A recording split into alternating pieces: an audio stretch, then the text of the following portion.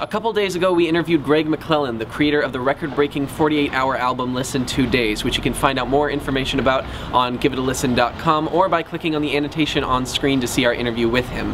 He also provided the soundtrack for the Bruce Bickford movie Cas'l, a claymation masterpiece 20 years in the making. Bruce Bickford is most notorious for his work with Frank Zappa, working on such projects as Baby Snakes, The Dub Room Special, and The Amazing Mr. Bickford, and today he has offered us to take a small tour of his home studio where he proudly displays his artwork. Let's take a look. When we were given the message from Greg that Bruce Bickford had offered for us to take a closer look into his home studio, none of us knew what to expect. Before we left Vortex, all we were told from Greg McClellan was that Bruce hates too much praise and that he prefers fist bumps to shaking hands. After a 45-minute drive, we had finally arrived to his house, where we were greeted with Bruce adding honey into his mug of coffee on an old stovetop, while the background was drowned out with what can only be described as the most static I've ever heard come out of a radio somebody was actively listening to. Someone wants to do an interview? Nothing like an interview, nothing like too involved. We're essentially just wanting... Greg asked if he could turn it off so we can get a better listen, and immediately once the radio was off, Bruce had started talking about the graphic novel he was drawing as we entered. It's some prison guards. Yeah, I do a rough drawing and then I trace it and fill in the details. These are just some really bad prison guards that are... And what are they eating? It's an oversized pizza. An oversized pizza. Yeah, and this is when they notice the one guard who's not eating. And they're all looking spiteful and puzzled and shocked and pissed off. And is that series of drawings with the police, is that for a specific project, or is that just something that you sort of envisioned and wanted to do? Graphic novel. Oh, so are you producing a graphic novel? Yeah, and these are, well, they're forging a sword for this evil politician bitch to use. Yeah. And this devil's, see, there's a big hole in the wall of the cave, and these guys are preparing their tools and stuff and praying over them, and meanwhile the devil's teeth are showing through. It's not the devil, it's just a devil. See, these are his molars, and his tongue is in here. There's a few other demons in the background, you see. When he clamps his teeth together, if they put the metal for the sword in there, it can act as the forging. Yeah. He continued to show us through his line drawings, ranging from his politically charged piece on Bill Cosby's Enterprise to his version of the poster for the movie Moulin Rouge, continuing on to his drawings of whales. Kind of a Japanese diagram showing the different parts of the whale and how they're used. Cutaway of a sperm whale's head. Some demons are trapped inside a whale's rib cage. So it seems like... Oh, and there's some Viking has a real smelly armpit, and he can blast a stream of Limburger smell into the whale. In fact, the whale's inner workings, the oil turns to Limburger cheese. Oh, what's this? Oh, that was some deviant I saw at the YMCA in LA back in '73. So you just drew this one guy that you saw at the YMCA and just didn't like, and just... I didn't even talk to the guy. There was hardly anyone in the lobby. He just had a look about him. He came, I'm sure he came to LA hearing that, you know, or the YMCA particularly in LA, you can score dudes quicker than shit. But yeah. It didn't work for him, and he bit into a Hershey bar, and half a minute later, I see the Hershey bar on the floor. He could hardly walk. His feet were turned all the way. He was in a business suit. He probably blew in from the Midwest, and because he needed the score, but wasn't working. Oh, that's for you, Greg. You should take. Oh, no, that's not the. This is the one. This is the redrawn one. And I think. That's the cover of Cas'l. Yeah, see, I redid the beams. See how these are really sloppy? They have black lines in. I totally redid the beams on this, so that's the one you should take with you to redo the cover. He went back to warm up his coffee as it gotten cold whilst we were talking, and as he did, Greg showed us to one room over where the cover of Listen 2 Days was shot. The only thing that separated the room from Bruce's was a sheet draped over the wall. While we were off in that room, Bruce was still talking with Greg about a new idea he had for a story he called The First Jesus. It's like in 70 BC, he's a contemporary of Spartacus. Right. He's the first Jesus, and the second one, they wanted to make up for that guy's loss, man. And that's as far as I've got so far. He's thrown into the gladiator school, and God, I could probably put a few other stories in with that one. I hope it would really get some bogus Christians gooped up. Never bend over for a Christian. Why? That's what they say. That's what Frank said. You know, don't bend over for Frank. Yeah. Especially now, up to where he's gone. Oh, sorry. Don't listen to me. I mean, why don't you go show him around a little? Just don't, make sure you don't bump into anything. Oh yeah. Some things are precariously stacked up. Garage tour? Yeah, Nic can help. Just in the nick of time. Yes! Nic Garaas was Bruce's housemate, described by Greg to be his manager, which he meant with some modesty. We didn't even show him the what the bleep room. What's your relation to Bruce? Say it! Manager! I don't know. You are the manager. Once you entered the garage, one of the very first things you saw was a large black machine that almost looked like an old-style camera. Greg then described the historical significance of it. From the 40s. So this is from the 40s when Sleeping Beauty was animated. Yes, they actually shot the cells for Sleeping Beauty, the original master negatives, through this camera. And after that we were off, looking at every corner, including the works damaged by mice. As we did, Nic educated us on just how much of the garage was unfinished projects. Could be I think between about 60 and 70% of it hasn't ever been filmed, hasn't been animated yet. It's all different. You stopped. You took a break from clay, probably close to, what'd you say, maybe like 20 at least 20 years ago. And aside from doing workshops or demonstrations involving clay animation and a few experimental digital setups over the years, and more recently working with Dragon Frame on a digital DSLR setup. It'll be interesting to see what kind of comes out of it. We kind of he moved through the awkward stage of the 90s when digital video was first becoming a thing, so it's kind of a good time to be coming into it. It's strange though, because like a lot of the stuff, like you can see, like even here, see like it's all being held up by cardboard and stuff, which is like Bruce is a cardboard magician. There's a table downstairs in the animation studio. I think he's had it since, it's the same animation table he's been working on since he worked with Frank Zappa, and the whole thing is constructed of cardboard. He uses it like wood, laminates it all together until it's thick enough, and just saws through that. And that's impressive. Like I've had like school projects that I've wanted to save made of cardboard, and they just got trashed within 3 days. So what is this? This is it's not the Cas'l itself, but there is a so this would be an example of a heavy. He takes a bunch of these heavies and then would assemble them into shops, and so he kind of jigsaw cuts everything together to fit. And if he's working on a consistent scene, I can show you a good example over here of a full replacement animation scene. Here you'll see full replacement scenes here, and see if you'll notice the jigsaw cuts on all the sides of little wood plates.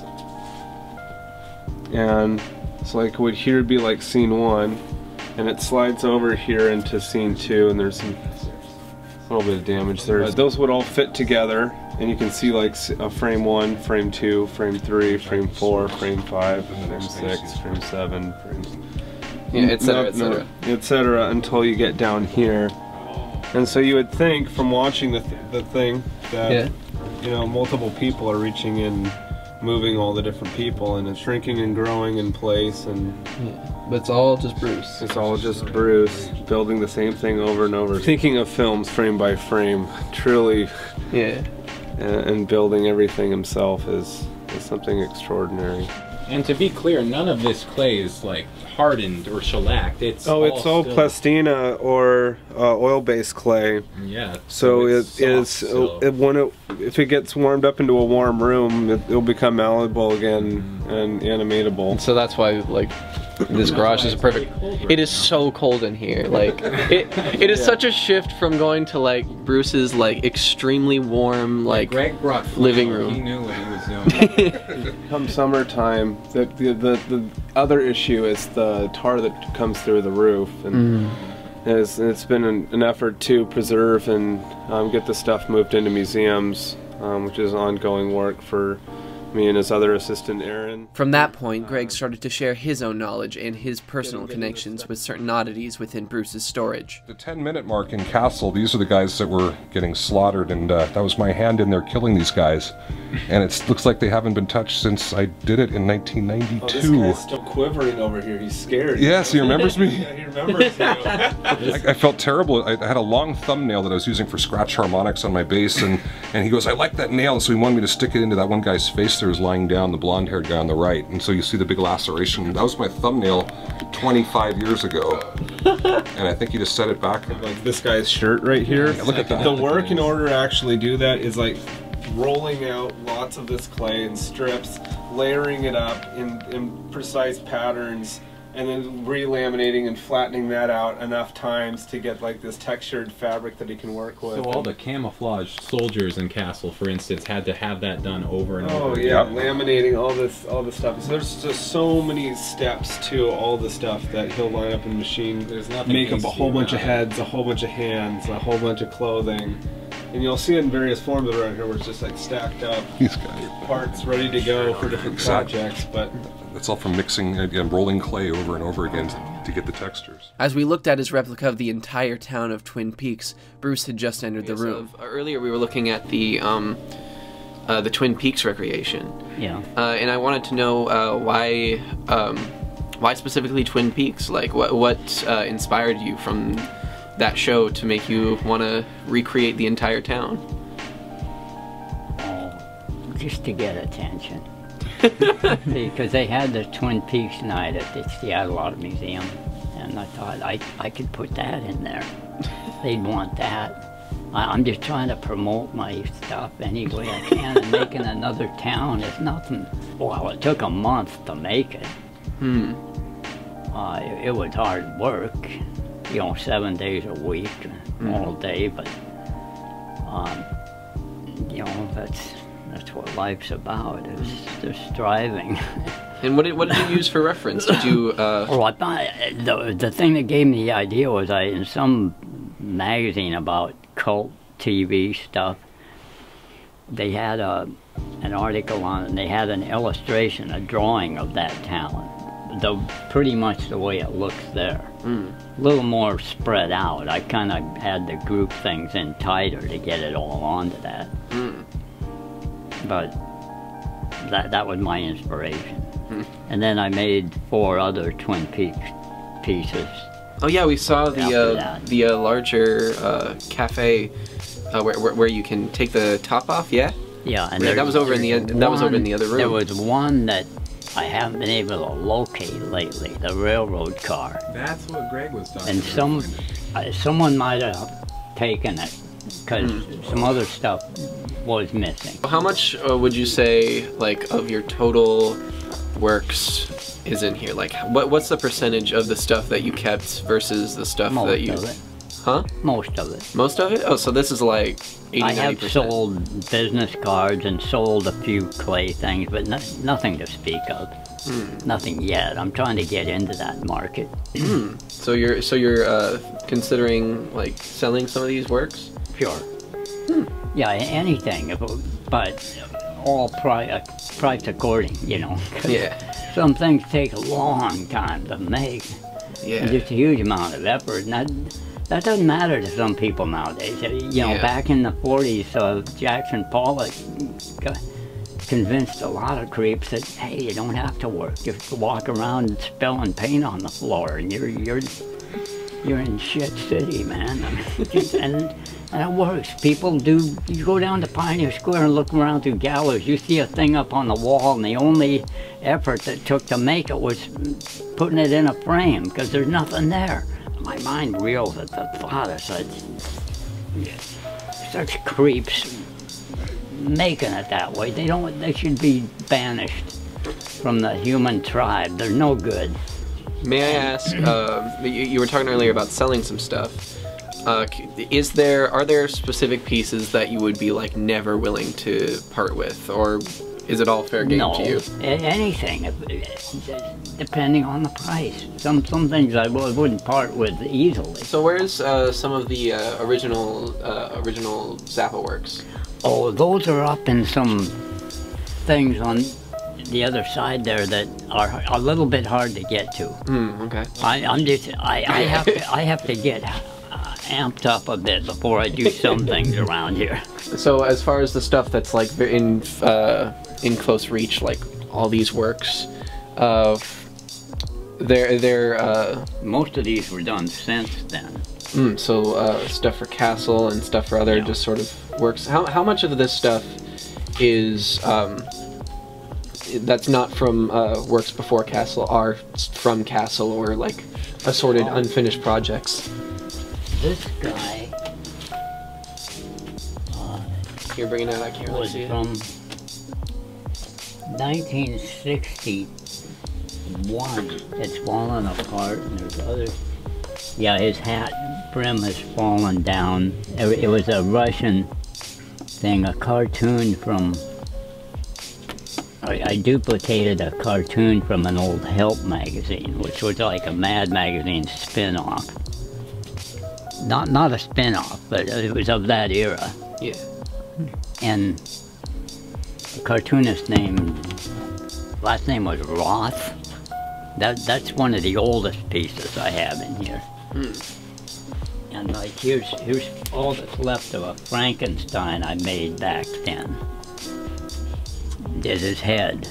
Oh, I didn't even notice this. Wow, this is huge. Right over here? Well, that was a Halloween mask. You can get inside that, but the nose, certain features have fallen off. I have to repair that before I use it again. So you used it for Halloween? That was back in early 80s. Oh, wow. And just as quick as he entered, he left, leaving us to look at some works we had overlooked during the first walk around, such as his carvings of leaves. What with his carving work being presented and seeing the Halloween masks, I had to know if Bruce ever carved a pumpkin before. Nic spoke of the most recent example. This part, we're up at the Ottawa International Film Festival, Ottawa International Animation Festival in September, and we're at the Cartoon Network picnic, and their tradition every year is they have a bunch of pumpkins that they set out for everybody to carve, and Bruce carved a pumpkin with the other Disney animators and Pixar people, and carved this Cas'l pumpkin and had a little drawbridge and everything, and pretty fun. Oh, and I asked him like, is this the first, you know, how often do you carve pumpkins? And he's like, well, this is the first pumpkin I think I've carved since 1976. We then left to go off into the filming room, and as we were on our way, Greg made a small discovery. Oh, whoa.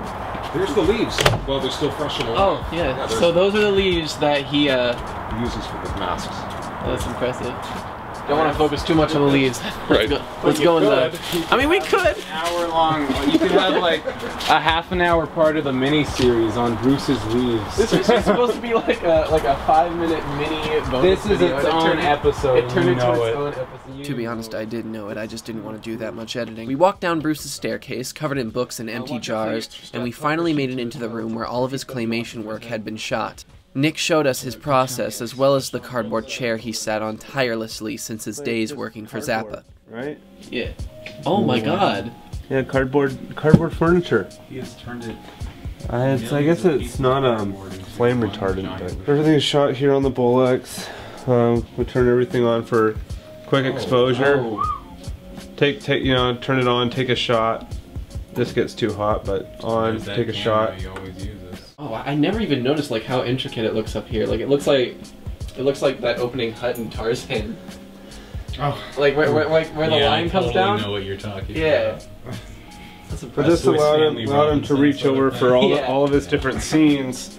He'd be able to control where the lights are. He used to just know, okay, this one over here is these lights over here, and kind of had it all mind mapped, so he could just reach over and control all the lights from around him. So he was his own lighting grip, his own one-man animation studio, all right there. Nic also pointed us to a stack of multiple line animations, not yet seen nor recorded. So this will eventually probably be made all into one big line animation movie. God, all of this. Yeah. And there's more in there, and then probably more in the back room. There's other places I haven't looked yet that he knows is somewhere. I'm still trying to ascertain how much clay stuff that he has, clay films that he has weren't used or haven't been applied yet, aside from the Zappa material, of which there's a lot. There's like 60% of the stuff out there, 60 to 70% of it that hasn't been used for anything yet. Well, the actual shot film, I mean, footage, I mean, how much footage has he shot that hasn't been used in Cas'l, Prometheus, or... A lot. I think there's quite a bit of it. I just noticed this. Oh, this is like his to-do list, and like here you can see like contact Wes Anderson, Tim Burton, James Cameron, and he's crossed off Matt Groening and Cartoon Network. Groening? Yeah, Groening. Matt Groening and Zappa were totally buds. Oh my god. 20 years ago, one of the guys in the California Raisins was here at one of his parties and said we owe our entire existence to Bruce Bickford. I mean, he inspired them to even begin animating in the first place, and then, you know, it turned into a career and created a California Raisins. What's this VHS over here that says Attack of the Mushroom People? That intrigues me. It's a Japanese film from 65, I think, 66. Oh, and so he just like ripped a VHS of that and just like, I'm gonna watch that later? Back in the day. In fact, you could. It's good, it's good. I gave this tape to Bruce about 20 years ago. This is Eaten Alive by Cannibals. It's an alternate title, Umberto Lenzi. The reason why this is kind of crucial is that Baby Snakes only played in New York for, I think, 3 weeks in the theater, and during the credit sequence of this film, they're walking around New York, and right there, Baby Snakes, they pan it down. So it's one of the rare shots of the exterior of the theater during Baby Snake's premiere. So, yeah. They played it 24 hours straight, right? Yeah, for about 3 weeks, and then, but regardless, it's just sort of like a Cannibal Holocaust ripoff. So this is the line animation? Yeah, well, this is the new setup, but upgraded to some newer technology. You gotta take a picture of it. Oh, so there's a camera above it. Yeah, down shooter, so that runs into the Dragon Frame software. And then just take like page over here.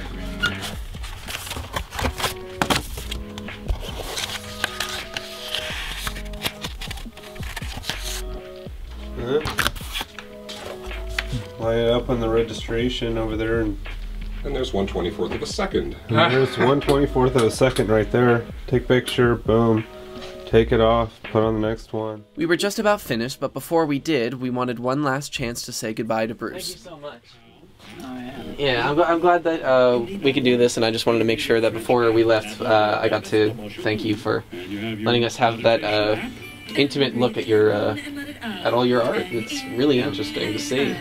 Were you going to use the video for something? Yes. I work at a record store down in Kirkland called Vortex Music and Movies, and we just started a series, like an interview series. Our first guest was a local band named Astor House, and our second guest was Greg. Thank you so much. Yeah. Did you get the original Cas'l? Yeah. Oh, and these are two of the woman politicians. Helpers. That's when they come out of the thing. These visors that have the crosses they look through, that doesn't save them.